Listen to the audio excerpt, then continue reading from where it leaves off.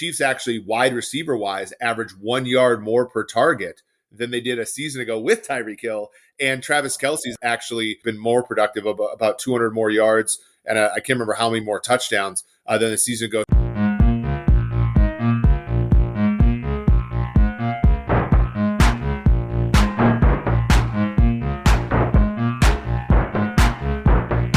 Welcome to another episode of the Football Analytics Show. My name is Ed Fang, your host. And on this episode, I have Dr. Eric Eager on the show. He is the Vice President of Research and Development at Sumer Sports and a frequent guest on the show. Among other topics, we talk about his new gig at Sumer Sports, what they are trying to do, and the new podcast that he has started. And then we get into the NFL playoff games this weekend. We talk about San Francisco at Philadelphia. We talk about Cincinnati at Kansas City and the somewhat crazy market movement that we have already seen. And finally, we get into why luck is a first-order term and exactly what that means. The Football Analytics Show is brought to you by the Power Ranks Sports Betting Newsletter. This is a free service that strives to be three things. 1, valuable. 2, concise. 3, entertaining. In this newsletter, I write about college football and NFL bets that I've made. On Saturdays, I also send out a curated list of sports betting tips and news. Also, I will be providing my March Madness cheat sheet. To check it out, go to thepowerrank.com. That is my site for better sports betting information through data and analytics. Once again, that's thepowerrank.com.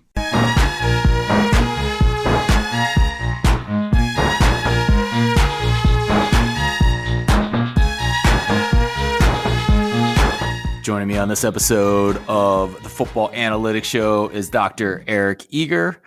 He is now the Vice President of Research and Development at Sumer Sports and absolutely one of my favorite guests to have on this podcast.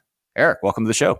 Ed, it's always great to chat with you. And yeah, man, I can't believe we've already made it through the whole season already. It is kind of remarkable.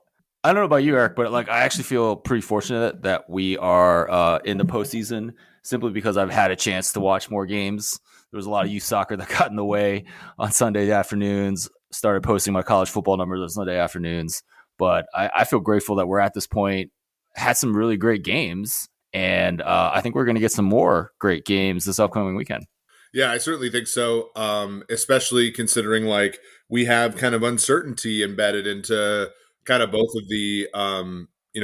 of the games, right? Where you have San Francisco and Philadelphia both kind of, they played in an NFC that hasn't been terribly hard. And, so that has, that has, I think, made us a little bit less enthusiastic about their chances.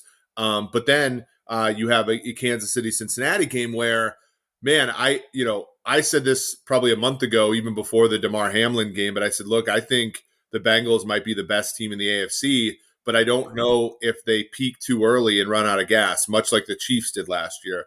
And, much like the Chiefs last year, they played their best game in a divisional round game against the Bills and are now favored to win this week. Not by as much as Kansas City was last year against Cincinnati, but certainly favored. And so I wonder, with the uncertainty associated with Mahomes' ankle, what happens in that game. So I think it's going to be a great weekend. Some championship weekends you get two big favorites, and then others you don't. And I think this weekend we're going to get one where both games are more or less a coin flip. I can't wait, personally. But before we dig into those games, I really want to ask you about what you are doing professionally. The last time I had you on here, you were still with PFF. You have since made the move over to Sumer Sports. So please tell everyone what you are doing at Sumer Sports, the grand vision, and anything else that you're working on over there. Yeah, so it was weird because this summer was kind of an interesting time. I mean, Pro Football Focus, when they got that investment money from Silver Lake kind of in the fall of 2021, there was a little bit of a shift in focus. Much of my job when I was at PFF, I don't know if people know this because I have somewhat of a fairly substantial online presence and that kind of thing. I think that we went from more of a B2B company building stuff for the teams to more of a consumer company on the data science side, and I think that as well as soccer, and that wasn't necessarily my favorite move. I sort of went along with it, and over time, there were other opportunities that had come up, and I really thought long and hard about it. It wasn't easy to leave PFF, and it certainly wasn't. I certainly left humbly, I think. But yeah, Sumer Sports was this great opportunity. Thomas Dimitroff, when he was the general manager of the Atlanta Falcons, was one of the clients that we obviously had at PFF. And when he was let go in the middle of 2020, I asked, his analytics guy, John Taramina, I said, hey, can you let me get a hold of Thomas? I'd like to, sort of talk to him and see if he can help us make our products better on the B2B side. And so Thomas and I talked on the phone probably like once or twice a month for, probably a year straight about just sort of like analytics and being a GM and stuff. And so then when Thomas became the CEO of Sumer, which was started by Paul Tudor Jones, that was an obvious opportunity that eventually was too good for me to pass up. Excellent. And what are you guys doing at Sumer? Yeah, I think we have a couple branches. Or what can you tell us? We have a B2B side where, ultimately what we're trying to do is build optimization tools for teams. So, I think a lot of the work in football analytics so far has been a very linear. So you think about, you grade a player, you adjust for context, you come up with sort of a handicap for how good he is.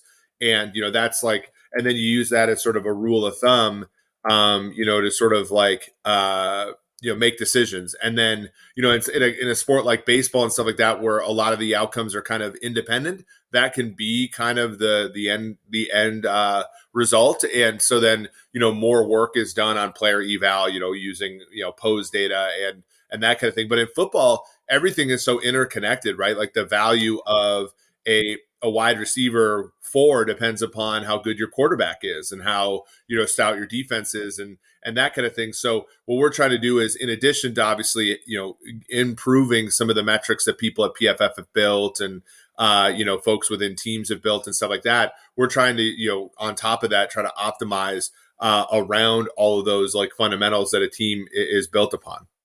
Yeah, that sounds very difficult. You're dealing. I mean, I love the idea of trying to get interactions between players, and I've actually done some work with that in basketball. Nothing that is public, but it's a really interesting problem. And I just feel like with football, you're going to run into small sample size. I mean, we always run into small sample size. So, I mean, those have to be the challenges, right? Absolutely. You have small sample sizes. You have, scheme, and the sample sizes are actually smaller because generally speaking, you're, for example, in a college to pro projection, a lot of your sample is going to be in a situation that's not conducive to NFL play. So even then, if you're a left tackle, for example, like we might only look at 1/10 to 50% of your plays in college because those are the only ones that translate. So it's even a smaller sample size game. And then, of course, after that, you have the interconnectedness of all of the different positions. Yeah.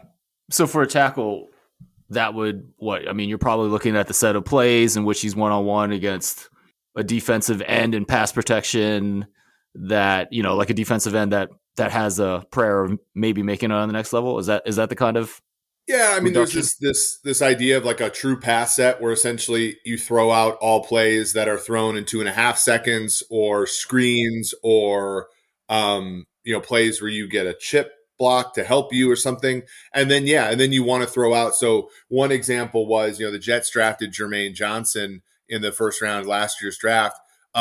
He had like I think 45 pressures at Florida State his senior year. And, he had a great Senior Bowl. So all that data is good. And then you go and dive in, and like 9 of his pressures were against Jacksonville State, which is an FCS team. It's sort of like, well, how do you properly factor that into your analysis? Right, for sure. I mean, I guess, yeah. I mean, are you suggesting that we throw it out, or do we need to be more sophisticated? Or, I mean, if you're not even charting Jacksonville State and you don't even know what they did for the rest of the season, it seems hard. Yeah, exactly. And I think PFF has started obviously doing, FCS stuff, which is cool. And like some of the betting that I, talked about this year was with respect to that, which was fun to finally dive into that, side of it. But yeah, it's just really hard. I mean, and you don't have a ton of precedents. Yeah, absolutely. Eric, you are still podcasting over there at Sumer Sports. You do a weekly podcast with Thomas Dimitrov. Tell us more about what you guys talk about and other things. Yeah, it's a lot different than my old show, the PFF Forecast with George Shahuri. That was a lot of gambling focus. We did talk a lot about team building and stuff, but it was we did not have the benefit, of course, of having a former general manager there. So yeah, my podcast with Thomas, we don't really talk so much about betting, but we do talk about team building. We have a series that's going on right now. We've gone through every position and talked about evaluating that position from an analytics perspective and a scouting perspective. I think that that's kind of where we are, going right now. We just talked the other day about offensive guards and centers, just kind of like what he looks for in that position, and what I found to be stable and unstable. And it really, I think, gives rise to some really cool conversations. And it's we're trying to be obviously in a flooded market, as of podcasts. Like we're trying to be a little bit different and try to give the listeners something that they don't get anywhere else. Yeah, absolutely. That sounds great. Yeah, I was listening in a little bit. You guys were talking about the new Tennessee GM, and yeah, it was interesting to just. I think especially during the offseason, it's going to be useful to listen to someone like Thomas, who has kind of the front office perspective, and maybe can shed some insights into why teams are making certain moves. Yeah, exactly. And he, for example, Rand Carthon was a scout under Thomas Dimitrov, so there was a little bit of a connection there, and so that that was an incredibly cool podcast because he was able to talk about what he saw in him, as a young scout and why he thinks he'll be a good general manager. Awesome.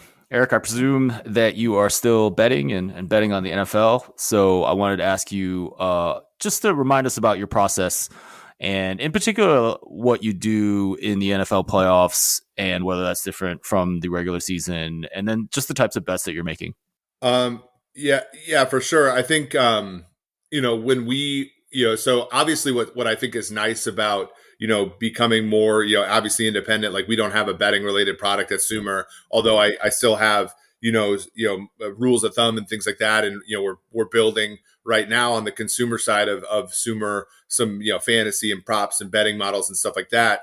I think that, to me, what I like about no longer being, part of PFF is, we had our Green Line product, which has done pretty well at times during the course of its history, but you also know where the weaknesses are, right? And like, I think that, it's not a great look when you go on, VSiN or even when you post your plays to BetStamp or something like that, and you go against your public facing model. That's like not what you really want to do as a company person. Even though like, to make an automated model, that there are going to be, if you were actually going to bet it, that there are going to be places where it has weaknesses. And so what I like here is like this season, it's been like, well, I know that the model really likes Tampa Bay because of Brady's history, but maybe it's not catching up necessarily that quickly to how poor Tom has been or how bad the play calling has been relative to recent years. So maybe you might lay off or even bet the other side of a game that your model historically had liked. Absolutely. That's something I deal with on a week-to-week basis here because, I don't write about or talk about bets that go against my numbers, even though I and everyone else that use my numbers are aware that the model is not perfect, right? So, my numbers had TCU against Georgia in the college football national championship game, and I wanted zero part of that. So certainly something that is really important. Let's talk about Tampa Bay real quick. You kind of mentioned that the play calling, and I don't know. I mean, I liked them against Dallas in that wild card game. That did not work out at all. So they got rid of 5 coaches. Did they get rid of the right coaches? I don't know. I think, the thing about that one is, you don't know with a coordinator, even if he calls plays. So Byron Leftwich, look really good in some of my metrics in the 2020 season, even a little bit in the 2021 season, but you don't know how much of that is Bruce Arians um, providing a guiding light, and that kind of thing. So, he struggled this year, and in fact, I think he mirrored the approach, the orientation of the head coach, the defensive minded Todd Bowles, and that really did hurt Tampa Bay, and I thought it exacerbated some of the problems that Tom Brady was having with age. Yeah, for sure. When I looked at the Tampa Bay offense, they were completely inept at explosive plays. So I looked at the rate at which plays went for 20 or more yards, and I did that because there's a huge random component in that, and that's part of the reason why I tend to lean on success rate in a lot of my models.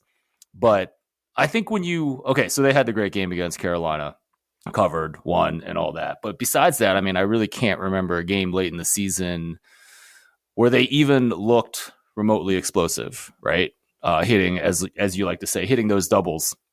And I don't know. It seemed to me like coaching. Obviously, the Brady age issue is something that you have to talk about, and he's no longer one of the top 5 best quarterbacks in the league. But I just felt like there was just something wrong with how the talent on that team was put together. Yeah, I mean, Julio Jones was somebody who was brought in, an older guy. I think that, to go with 2 receivers, like Mike Evans is older. Godwin's not necessarily older, but he's like banged up. He had the ACL a season ago. They brought in it was a Kyle Rudolph to play tight end. That's an older player.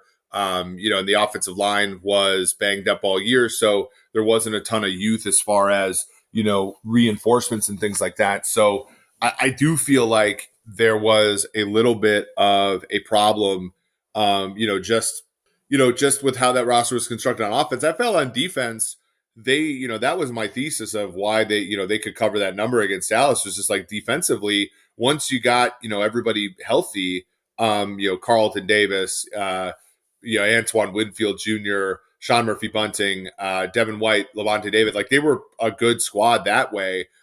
Just on offense, it was just like it was geriatric at times, and they were not doing anything to help. I mean, basically their whole offense was early down runs and early down bubble screens. Right. Yeah. No, and I completely agree with that. With what you said about the defense. Obviously, nothing worked against Dallas at home, and I mean, I think that team has a lot of question marks heading into the future. So, Eric, let's talk about some of these conference championship games. We have San Francisco going to Philadelphia. So many things to talk about here. Let's start with the quarterbacks. How much are you trusting Brock Purdy after what I think, is it 6 games now? 7. Yeah. I think we got 7. Yeah, I mean, it's funny. Like my good friend Sage Rosenfels was his quarterback coach coming out of college. He was basically his consultant, and kind of hedged his bet and taught him basically just the Shanahan offenses, which I thought was really cool considering he was taken, with the final pick in the draft to a Shanahan offense, and obviously has flourished. You saw a little bit of limitations. I think he bails too much out of the pocket, and then doesn't have necessarily the physical tools to make the throw once that happens. So that could be an issue. I think that, when it comes to the Eagles, they're a much less, weak link system team on defense. They have Bradbury, they have Slay, they have linebackers, and Edwards, who's playing well, and a defensive line that goes 8 deep. So I think it's going to be harder on the Niners than it has been all season. You look at their wins, especially with Purdy at quarterback. They're not against great teams. Talk about Seattle, Tampa Bay, or some playoff teams, but they're not good. Dallas is probably the best team they've beaten all year, and that wasn't necessarily the most impressive effort.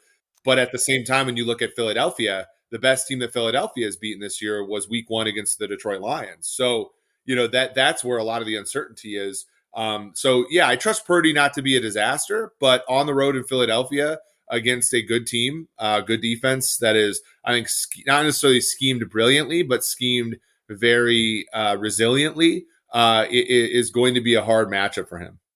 Right, for sure. What about on the other side of the ball? Philadelphia's offense, Jalen Hurts had the shoulder injury. He looked pretty good against the Giants, but then again, that was the Giants. So how do you project that offense against a very solid San Francisco defense? Right, and they were not, necessarily, they were not necessarily, I would say, challenged to throw the football. They got, on the ground. They got a big play early in the air, but after that, it wasn't terribly difficult.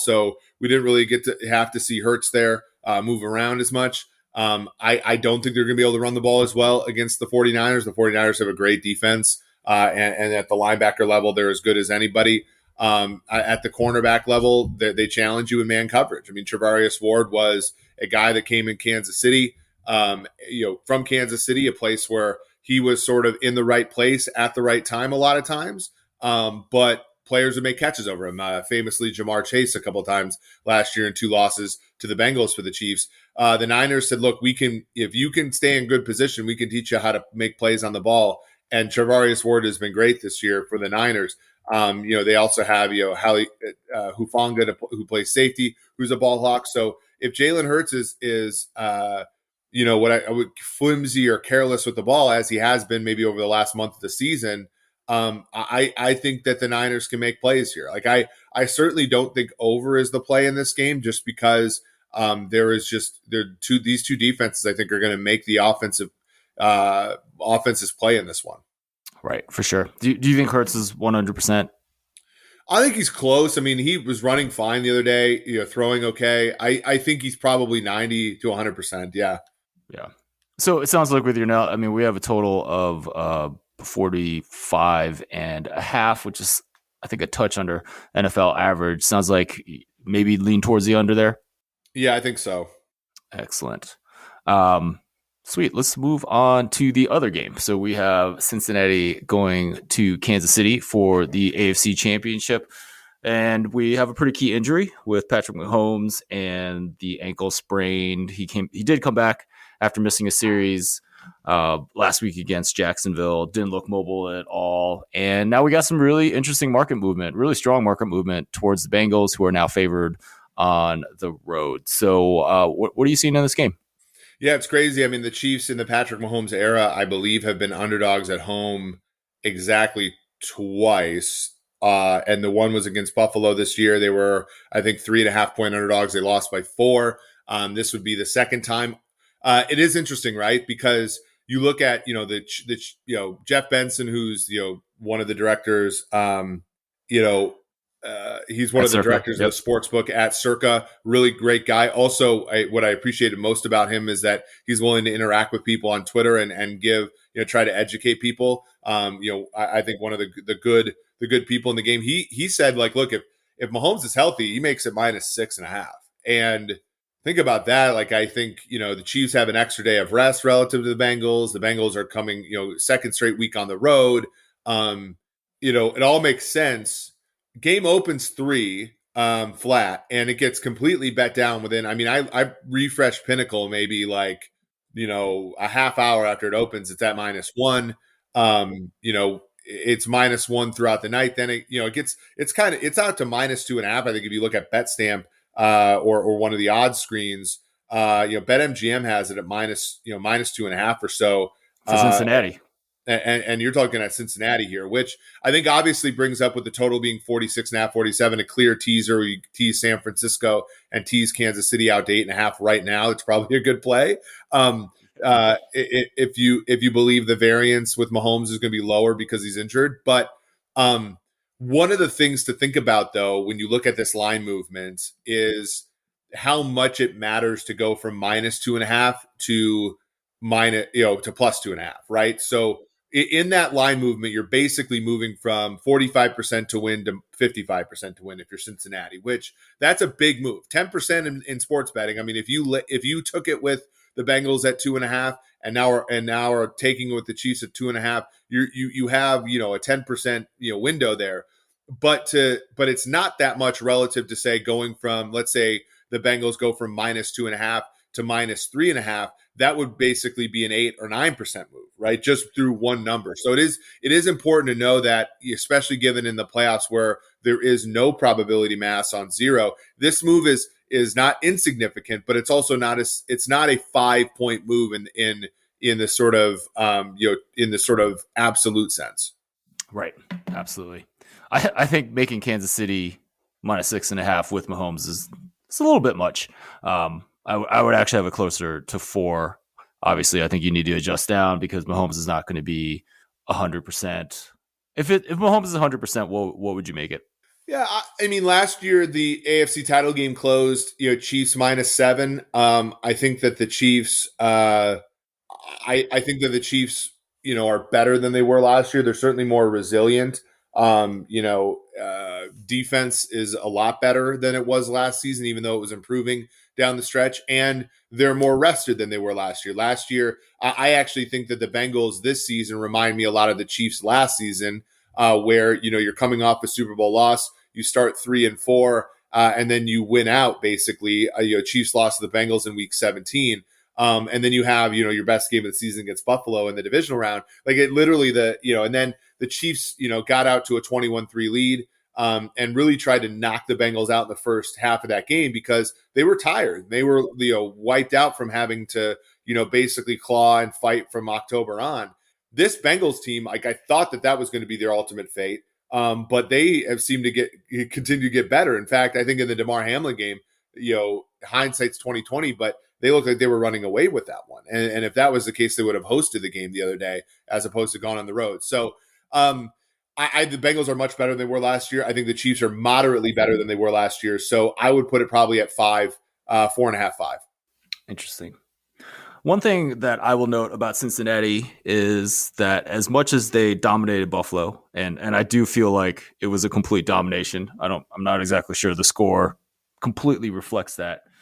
But I thought they were a little fortunate the week before against Baltimore. Baltimore had more yards with the backup quarterback, and the game really flipped on a fumble return that Cincinnati got. So is this a little bit... I mean, obviously the true strength of Cincinnati is probably somewhere between how they've played the last two games. So is going to Cincinnati -2.5 on the road a little bit of an overreaction to a dominant performance?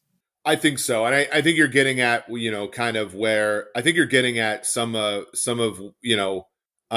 why we overreact to these island games, right? So not only was Cincinnati having a difficult time of it against the Ravens in week 19, in week 18, where they had to win to avoid a coin flip for home field in the first round of the playoffs, they barely covered. In fact, they got out to a lead, but really they gave Anthony Brown and the Baltimore Ravens sort of every chance to get back into that game and didn't look great. They had kind of, they kind of had a difficult time of it, recently as well. In some other games, they looked great in the first drive and a half against Buffalo and looked great last week. But there's also a matchup thing. So like on one side, I'm like, okay, maybe we're overvaluing Cincinnati based upon, the results of a couple outings, namely the Buffalo ones, but also the recent Kansas City ones. But maybe they just match up really well against kind of alien quarterbacks who move around and like want big plays when, the Cincinnati defense is very much a defense that wants to kind of limit the big plays and make the quarterback be patient. Will the Chiefs have the patience the fourth time around here? Well, I mean, I kind of presume that they would. I mean, just with they don't. I mean, they have Travis Kelce, but not the threats at wide receiver. I mean, haven't they? Actually, I don't know. Haven't they probably been a little bit more take what the defense gives you this year without a Tyreek Hill to really stretch things? Well, I think that's exactly it. I mean, the funny part was though, and this is why when I had my conversations with the Chiefs, like I actually recommended Valdez-Scantling to them before Tyreek Hill got traded because Tyreek Hill's average depth of target went down 2.5 yards from 2020 to 2021. Like they were already becoming that kind of dink and dunk offense, and he was becoming their Juju Smith-Schuster, for lack of a better term, in 2021. Like they weren't going to be able to pay Tyreek Hill $25 million and have him play the Valdez-Scantling role of running defenses off of the underneath stuff because you have to throw the ball to the guy that's making all the money. But then if Tyreek Hill's breaking off every route at 5 yards, then there really isn't like the deep threat. And so what you saw in 2021 was the Chiefs led the NFL in points per drive. They just had the fewest number of drives. Because everything was getting slogged down. And so even if they would have kept Hill, they needed a Will Fuller, a Valdez-Scantling, somebody like that, just to run the defense off. And luckily, they've, been able to make it work. Obviously, number one offense in basically every category with a combination of Smith-Schuster, Valdez-Scantling, Sky Moore, Kadarius Toney now. They are, they're just kind of continuing what they did last year, which is a lot of underneath stuff to Kelsey. The Chiefs actually, wide receiver wise, average 1 yard more per target than they did a season ago with Tyreek Hill. And Travis Kelsey's average actually, obviously been more productive, about 200 more yards. And I can't remember how many more touchdowns than the season ago. So, it was really weird. Tyreek Hill is obviously an amazing player, and there's so much that goes into that. But the way teams were forcing the Chiefs to play with him and Kelsey was sort of muddying up their offense. And in some ways, letting him go was much like, it sounds weird, but if you have a plant or a shrub outside and you cut off, some of the bigger branches, you allow for the whole organism to sort of grow more organically and more healthy. And in a weird way, that's kind of what happened when Tyreek Hill was let go. So wouldn't defenses? So I guess the idea is that last year defenses were really taking away Hill, playing 2 deep safeties, taking away the deep shots. And then I guess defenses are getting away from that because they don't necessarily need to do that this year. Is that true? Well, yeah, because, the Chiefs, there was a couple things that happened last year. The Chiefs were really good run blocking, but they didn't have a running back who could really take advantage of really good run blocking. So the other teams were giving them the too high stuff, and then the Chiefs running backs were not able to take advantage of it. And the offense, basically became a short passing offense. This year, Isaiah Pacheco is a player I was completely wrong on. All my fundamentals thought that Pacheco sucked. I stuck my neck out there, especially when he wasn't playing early on, and I was just like, this guy isn't it. But Pacheco's brought a lot. McKinnon's brought a lot. The Chiefs have 12 receiving touchdowns by running backs this year, which is as many as they had in 2018, which was Mahomes' first year, and the last year where they were really a head and shoulders offensively above everybody else. So the running backs have been able to take advantage of light boxes. And so what you've had is, defenses being unwilling to give the Chiefs as light of boxes as a season ago because they have to overcompensate for the running game that the Chiefs are able to give rise to. And they don't have to necessarily play too high because the guys like Smith-Schuster and Valdez-Scantling and Toney and all those, they don't scare them nearly as much. But then, of course, that gives them more passing to Kelsey and more passing to Smith-Schuster and Scantling as well. So it's been this really interesting point of view where the Chiefs offense has just as a whole gotten better and been able to take advantage of more. And the blunt instrument of simply playing too high and letting everything happen in front of them isn't going to work either. Obviously, I think Andy Reid gets a lot of credit for kind of crafting the offense around the talent that he has, right? I think so. And I think, it takes, and I thought, the other day when they won against Jacksonville, obviously, Mahomes is injured and he wasn't himself. And, you look at that, not only the offense, but the offensive line really tightened up and gave, they didn't really pressure Mahomes much the rest of the game. And then the defense made turnovers happen. That was, the whole Chiefs front office leadership, head coach had to take, the Tyreek Hill trade represented a very, stark contrast from how they've acted the whole Patrick Mahomes era. When Mahomes was on a rookie deal, they could spend $18 million per year on Sammy Watkins. They could spend, the first round pick and second round pick and $100 million on Frank Clark. They could make these big bets because Mahomes was making so much less. Once Mahomes makes the big deal, and now his contract is fairly reasonable for the Chiefs relative to other big quarterbacks, but they started to see the roster atrophy.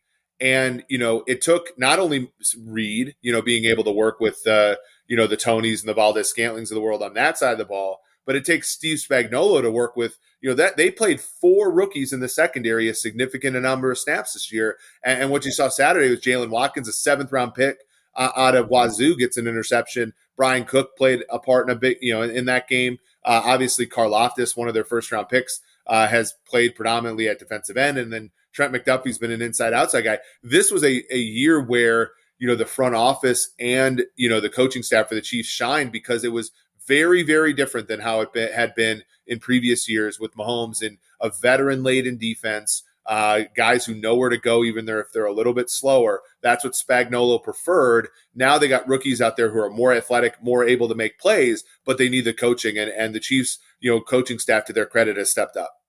Absolutely. I feel like they usually do. Obviously, a different set of challenges this year. I believe we've talked in the preseason about how Kansas City never goes under their win total, right? So it just kind of becomes something we expect with an Andy Reid team and his coaching staff. Yeah. Last year, I think, was the first time. It depended upon what number you got, but they their total was 12 and a half, and they won 12. But yeah, this year obviously went well over 10 and a half, which was their total in what was thought to be a tough AFC West. And yeah, it just seems Right. like, no matter what, they just find ways. Yeah, they do find ways. Part of the reason I wanted to ask you about Andy Reid and his offense is because I wanted to ask you, what do you make this number if Mahomes can't go and Chad Henne has to step in? Yeah, I mean, I think I would probably Henne and Reid are better than a replacement level quarterback, as we saw Sunday. Right. And you're going through. I mean, if let's assume the opener at -3 reflects the true value. Yeah, then you probably have to be at Bengals -4.5, -5, even on the road. I mean, we saw that in 2019 when the Chiefs won the Super Bowl. Matt Moore had to start 2 games for Mahomes. One was at home against Green Bay. I believe they closed +4.5 in that game. They lost by 7. And then they closed, I think, +3.5 in a home game against Minnesota, a game that Matt Moore actually helped them win and helped them get the 2 seed, which was eventually instrumental in them winning the Super Bowl. So, that's probably where I would put it. The Bengals are a very, very good football team. But I also think that Andy Reid, if it was a different coach, I think Mahomes is probably worth double digits to the point spread relative to his replacement. But with Reid, I think it's probably closer to, and again, these points aren't linear, right? It depends upon which numbers you go through. Yep, but absolutely. You probably put it at 7.5 or so. I mean, that's still 7.5 is still a lot of points. A lot. Most in right? I mean, most in football. Yeah, for sure. I mean, I used to think of 7.5, 7 as a cap for even the best quarterback, but obviously that depends on who's replacing him and coaching and scheme, right? Absolutely. Yeah. And again, Andy Reid, it's sort of a weird take, but I actually think Andy Reid shows his brilliance more acutely when he has to coach up a guy like Chad Henne. The fact that the Chiefs under Andy Reid and Alex Smith win 11-5, 9-7, 11-5, 12-4, and then 10-6. That to me kind of is who Andy Reid is as a brilliant play caller. I think in many different ways. Mahomes, it's sort of like this weird thing where you're almost like you're telling one of the best coaches in NFL history just to get out of the way. And sometimes it takes a drive like the 98-yard one that Chad Henne had to sort of see what Andy Reid can do when he's not working with a full deck of cards. Yeah, for sure. And I don't know off the top of my head, but I presume when Andy Reid had Alex Smith, he also didn't have an elite defense like he hasn't over the last couple of years with Patrick Mahomes. Yeah, early in the tenure, it's weird. Early in the Chiefs' tenure, they were very good defensively, 2013, 2014, even to a certain extent 2015, although that was more of an easy schedule. But yeah, I mean, Andy Reid had multiple 9 or more game win streaks with Alex Smith at quarterback, which I think is part of his Hall of Fame, mantle. But, it was funny, as the defense got worse, Alex Smith got better. In 2017, Alex Smith led the league in passer rating prior to getting traded to the Washington Commanders. So, yeah, Andy Reid, I think, is an interesting one because I think and this is why my handicap is always if you're going to get the Chiefs as a dog this weekend, I think you have to take them because, Andy Reid's probably going to coach the game of his life, knowing that Patrick Mahomes is a little bit limited. And, and anything they get from Mahomes from a mobility and a improvisation standpoint is probably a plus. And we've seen Andy Reid, beat the Patriots twice with Alex Smith. We've, the Brady Patriots twice with Alex Smith. We've seen him, beat, like I said, a playoff Vikings team with Matt Moore. We've seen him, do those things. And, as well as Lou Almirono has coached this year, and he's been great, and as good as Zach Taylor and Joe Burrow have been, and they've been wonderful, I think, we sometimes forget, when the flavor of the month is as explicit as the Bengals are right now, how great Andy Reid and Patrick Mahomes are. Absolutely. And good for Andy Reid picking up these State Farm checks now, too. I kind of enjoy his his little dorkiness. Eric, you mentioned Kansas City money line. I completely agree with that. Not only my numbers, but just with the situation. I got literally the worst number ever, but you can get plus money right now for Kansas City to win this game outright. I think there's a lot of value there. And then you mentioned the teaser, the 6-point teaser, which is probably my favorite bet of the weekend. I certainly bet that. And DraftKings is a pretty good price, like minus 120 for a 6-point teaser. So I would probably head over there while, you can still tease Kansas City +2 up to Kansas City +8. Eric, where do you think this market is going in this game, the spread? Yeah, it's weird. I've been having some conversations today. Again, I think like I think that we have not seen Mahomes practice or not practice. We have not seen any reports there. The Chiefs have not been terribly coy. Before we remember the last time Chad Henne came in and helped the Chiefs win a playoff game. Mahomes had a concussion against and a bad toe against the Browns. And they were fairly straightforward about how much Mahomes practiced that week. And, that number, I believe the Chiefs closed like -1 against a Buffalo team in the 2020 AFC title game, -1, maybe -2. And they covered that thing pretty heavily. So I think once we get reports that Mahomes is looking fairly good, I think we're going to see the Chiefs end up being favored. Now, I don't think we're ever going to get either team on at 3 again. So I think the most we'll see is Chiefs -2.5. But I could be wrong. I mean, line movement is more of a random walk than we like to give it credit for. Like I know, we like to talk about it and give it its significance. And obviously, if you're always getting 3 to 6% closing line value on picks, you're going to win. But it's difficult to predict line movement. Yeah, I'm a little surprised that it has gone so far in favor of Cincinnati. Again, as much respect as I have for them, just remember the Baltimore game 2 weeks ago, and then the one, as you mentioned, 3 weeks ago. And yeah, I mean, I do think I would expect this to go towards Kansas City, which is why we are recording this on Tuesday morning. As Eric mentioned, you can get Kansas City +2.5 at the softest sports book in America over at MGM. So by the time you're listening to this, it might be a little bit different. Eric, you have talked a lot about Kansas City. I believe you do like a Kansas City only podcast every week, right? Like, so you're pretty invested in this team. Yeah, and this is funny. I'm going to the game on Sunday. I've been to all 3 of the Bengals Chiefs losses for the Chiefs, including last year's AFC title game. I think Chiefs Kingdom believes I'm some sort of curse, even though so like I went to the Super Bowl when they beat the 49ers, and then since then I've been to 5 Chiefs games, and they lost the first 4, and they barely beat the Broncos on New Year's Day this year. So they're 0-5 against the spread in the last 5 times I've gone. And in fact, they've had, they blew a second half lead in all 4 of the losses. So I come humbly to the game on Sunday. But yeah, I mean, look, like I have relationships within that building. I've been a fan, for the last dozen years or so. They're a team that I certainly like. It's hard. I know, a lot of us do this, for our jobs, but I feel like I can't be that effective of a football analyst unless I'm romantic about the games a little bit. And the Chiefs are like the one team I allow myself to be a little bit romantic about. And as such, I don't necessarily, wager as much on them for sure as I would another team, just because I know I can't be as objective. But, the interesting part has been that, being, I think that, a lot of the moves that they have made are moves that I would make. And so I'm able to see the team, fairly clearly.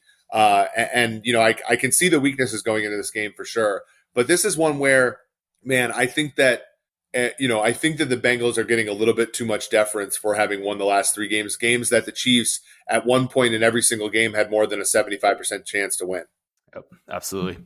I think for you and I who do this for a living, it's always a challenge for these teams. So for me, it's Michigan football because I live here in Ann Arbor. I am a fan. And honestly, like until Stanford gets their act together, probably the only football team that I'm actually a fan of.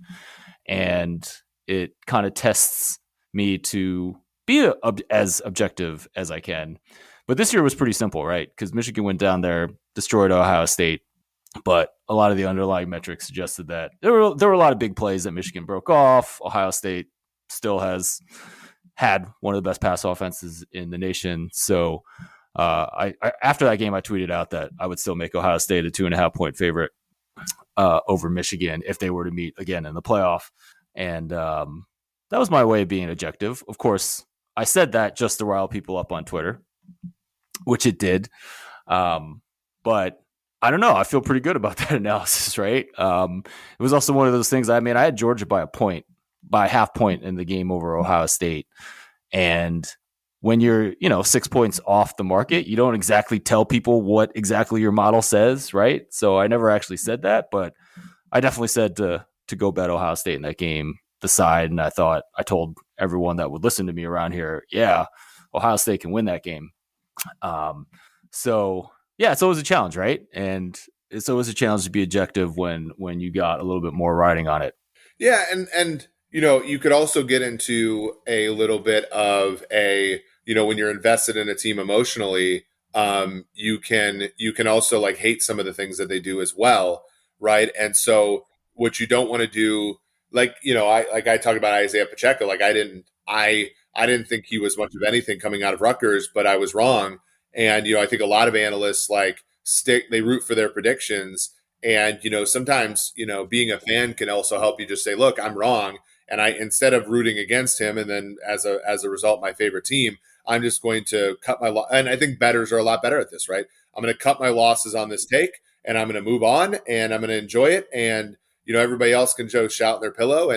But there are other ones where growing up in Minnesota, my dad's favorite team is the Vikings, and I'm fairly close with them, and I know people in that building as well. And when they signed Kirk Cousins, I'm just like, this is a bad decision. Like, they are not going to win consistently with him. And unfortunately, it keeps me from being all that invested emotionally in that team because I just do not believe fundamentally in their. And when it's something as broad as the quarterback or the head coach, like, it's really hard to overcome that. But Eric, they had such a good record this year. They did. They had a very good record for an 8-8 team for sure.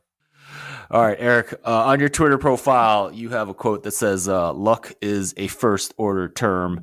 So this is kind of clearly referring to a function that can be expressed as a Taylor series, and there's zeroth and first order terms and second order terms and so forth. What exactly do you mean by that? Yeah, I mean, so for most, let's say, so even the basic linear regression or a dynamical system with noise or something like that, you'll usually have kind of the state of the system is equal to some deterministic function of the system plus like an epsilon term, and that epsilon term is a noise term. And generally speaking, the assumption is always that noise term is one order of magnitude smaller than the fundamental term. And, generally speaking, that allows you to do a lot of analysis. It allows you, to basically do deterministic analysis and then add to that terms that are not as big. Where you can get into problems is obviously if that noise term is as big in size as the fundamental term. And I think in football, it's what makes the game fun, but it's also what makes the game frustrating as an analyst. But the noise term is as big as the fundamental term, in my opinion. We look at Josh Allen, and Josh Allen's great, and I think fundamentally he's a lot better than most quarterbacks. But week to week, you see such variability in his play. When we look at college to pro projections, if you look at any metric, whether it's WAR or Pro Football Reference approximate value or something like that, the pick, the value decreases exponentially as the pick number goes up. But their noise term in that is so big that the confidence intervals overlap so substantially that you have to be able to basically say, look, I'm making the right move, but in most cases I'm still it's going to be hard to uncover these things. So that's kind of my point. Is just respect the variance in football, because you could do all the things right fundamentally and the outcome could be just something you don't expect. Absolutely. I completely agree with everything that you just said. But I guess my question is why isn't it luck is a zeroth order term? I don't think it's a zeroth order term. I think it's a first order term. Okay. So it's less. So what's the zeroth? Well, the zeroth is just the intercept. Okay. Yeah, so like 1 plus X plus epsilon. I think epsilon is of the same order as X. Right. Okay. Got it. Okay. I see what you're saying. I mean, I kind of knew that that's what you were applying because uh, I've talked to you and I know that that's what you believe, and it's absolutely correct. There's so much noise, especially in football. Um, what about in baseball? I mean, I guess it depends on the time window that you're looking at. Yeah, I mean, individual games, I think baseball is so much different because of how we cover it and how we cover the game of football and how we and I think, very closely how we bet it as well. Um, you know, on the game level, I think it's similar in baseball. Yeah. But on the outcomes level, so like how, if you're looking at a series, for example, you're looking at a 7-game series in baseball, basketball, and hockey, although I think hockey noise is a bigger term than even football is. But like baseball, basketball, like generally speaking, you're getting the better team to make it through a series more often than you're getting the better team. Similarly yoked in football, winning obviously the one playoff game that they get. So no, the noise term is a bigger representation of what happens in football than I think it is. And I think like Michael Lopez wrote this paper. I'd have to go back and look. I remember hockey being obviously the most noisy game of them all. But baseball, basketball, and there's no accident that analytics like made its way to baseball, basketball before it made its way to football. Absolutely. What do you think makes it so random about hockey? Well, I mean, I think somebody explained this to me. I think like goalies in hockey are as important as quarterbacks in football, but goalies in hockey, their performances are so much more variable than football quarterbacks, and which is saying a lot because football quarterbacks, they're pretty noisy stuff, right? Like you have Geno Smith, you have the ups and downs of Kirk Cousins, Dak Prescott, a lot of the middle tier guys. I haven't done this analysis myself, but this is from somebody who works in the league. Basically, she explained it to me as hockey is the quarterback, the goalie is the quarterback, but the goalie. Imagine if the goalie's performance was a coin flip every night. And then in soccer, the goalie's probably a little bit less just because there are 11 guys out there. There are fewer shots, but soccer, I mean, look, like there's lower scoring. I mean, you just get fewer opportunities to score, and I think that adds to the variance as well. I think soccer, you're more, and maybe this is true about hockey. They're similar sports in that it's a lot about what you do without the ball or puck. So far we've with event data have been unable to capture all the important things. I mean, I think that the statement is like, a soccer player has the ball for 3% of his game, and yet, that's 100% of the analysis of him so far. Right. Exactly. I think the phrase from Net Gains is like, in soccer, it's like if in basketball, if you only looked at layups and dunks, like that's the extent of like the event gathering in soccer. So no, the hockey thing is interesting. I guess the keeper really is. I don't think that's true in soccer, but maybe it's just because I don't know.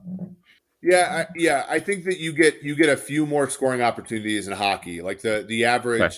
I mean, the average over under in an NHL game is 6.5, sure. 5.5 to 6.5 goals. The average over under, and it's kind of independent of league. I mean, that's one of I think it was Soccermatics where I read this, but like the average over under in like across league, country, and competition is like 2.5, right? So you just, I think with soccer. In a weird way, the noise goes down because there are fewer opportunities to score. It's weird. Like I think hockey's in sort of the sweet spot to enhance the variance because there are just enough opportunities to score, but the chance, the production function that goes from chance to goal or no goal is noisier than it is in soccer. Awesome. Eric, I'd like to end with one non-sports question. And I'm pretty sure I haven't asked you this before. If you could put something on a billboard seen by 1 million people, what would you put on it?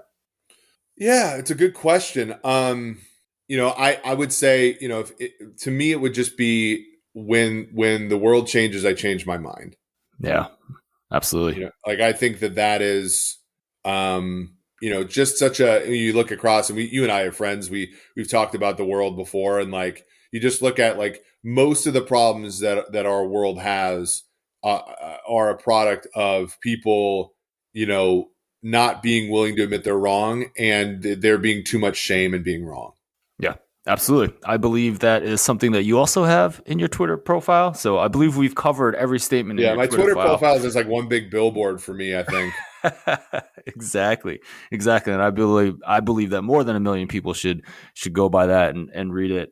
I also feel like, kind of since I left the academic world, you have to be able to change, and you have to be able to adopt your views, and not just as an analyst. I mean, I think that's part of the problem with some of these people who are the talking heads on ESPN. There's really no incentive for them to change their mind, right? But when you're in Yeah, business, like, you need to change your mind or you're not going to be in business. And I think it's even more true when you are a bettor and trying to make your livelihood that way. Bettors change their mind. I mean, they have to, by job definition, change their mind. yeah, for sure. And I think like ultimately you're right about betters, like, and that's something that's missing from academia a little bit. Like, you do oftentimes have to retract a paper or something like that. But but for the most part, like there's a lot in the way of like scientific research that even like, is there that much skin in the game, right? If I propose, like back when I proposed like metrics to the Environmental Protection Agency, it's like, well, that's cool and everything, but like, what happens to me if I'm wrong? Not a ton, because you have tenure and all that kind of stuff. So, whereas in sports betting, like, and that's why you're willing to move off opinions quickly. I think, it was a really cool, like, there was a cool post like 3-4 years ago where somebody who was kind of new to the betting space was, trying, how it goes, where like they're making videos and like they say, oh, well, this, it actually doesn't matter what the number is. Over was the play here, and Oh blah blah my blah blah blah. God. And the books like don't know, and like somebody I think who's a professional bettor, probably really sharp, just like quote tweeted him and said, well, actually, the book is just like going to, write the first half off as variance and then like continue to get you with -110. Like, and it was just so matter of fact of like, yeah, this is like just a set of outcomes that, you're trying to be 2.5% better than 3.5% better than consistently. And, there's really not that much more to it. Right. And I think, we get so philosophical with things. We get so, I just tweeted out before you and I got on air, like, it's only Tuesday. Like I'm so like annoyed by what we're trying to take from like the last like 120 minutes of football from the Chiefs and Bengals. It's like, you know Exactly. they're just like they're just outcomes of a weighted coin right now. Like let's not Yep. let's not take too much from this. And I think betting really puts you in a sound frame of mind there. Yeah. I mean, it's always a fine line, because we don't want to be like, oh, well, let's ignore what Cincinnati did at Buffalo last week, because you shouldn't, right? Like, that was the ceiling that I think a lot of us expected for this Bengals team when we saw the numbers rolling in from the early season. Even though they didn't look particularly good in the win-loss column, there was a lot of value in betting them. I mean, I had a bet for them. I think I got like -160 to make the playoff at some point, which seems somewhat laughable after a couple more games, and they just kept on winning. It's always the balance, right? And it's hard to be nuanced in the era of Twitter, and I try to do that. I know you do a good job of that, and we're just trying to make the best guesses out there in a very random world.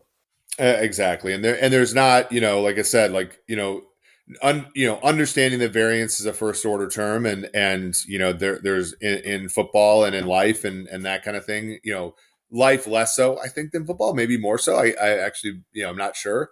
But just like knowing that the role that chance plays, I think is a liberating experience, right? You take less seriously the outcomes that happen to you, and you take less personally, I guess, the good and bad things. And I think that helps you also just kind of have a more sober. I always think about, like, my friend Josh Hermsmeyer is always he always has such a stoic, like, approach to football, and you could really tell that, like, that comes from this idea that, like, we're just trying to shave off a percent or two here, and what can happen is really not a reflection of your worth as an analyst. Exactly. One of my two boys is like less quantitative than the other, but I feel like he will, at least just from being around me, kind of understand the role of randomness in life, or at least I try to emphasize that as much as I can, and I think that'll be a good thing in general. Dr. Eric Eager, thank you so much for spending your time with me on this podcast.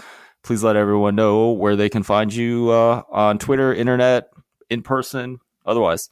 Yeah, Ed, thanks for having me on. So I'm at Eric Eager _ on Twitter, previously PFF _ Eric, but no longer. I host the Sumer Sports Show with Eric Eager and Thomas Dimitrov on Mondays and Wednesdays. We go live on Mondays at 5 p.m. Eastern. We go live on Wednesdays at 7 p.m. Eastern. That you can find that podcast on YouTube, and love for everybody to subscribe there. But also, the normals, the Spotify's, the Apple Podcasts, those kind of things. But yeah, Ed, thanks for having me on, man. This was a lot of fun. Oh, it's always a lot of fun. Are you guys? I know you guys have hired quite a bit over at Sumer. Are you guys still looking for people? We are. I mean, yeah. Inquiries at eric.eager@sumersports.com. We're slowing down the hiring a little bit, but obviously we are looking for some people. And as we continue to grow, kind of the more forward-facing side of the business, our Twitter account at Sumer Sports, we're up to almost 3,500 followers in 3.5 months, which has been great. As we continue to grow that, we'll obviously increase the need. So yeah, if you have any interest in Sumer, just reach out to me. And just a reminder, Dr. Eager does have Mentorship Matters also in his Twitter profile, and I know he's very generous with his time. Eric, thanks again.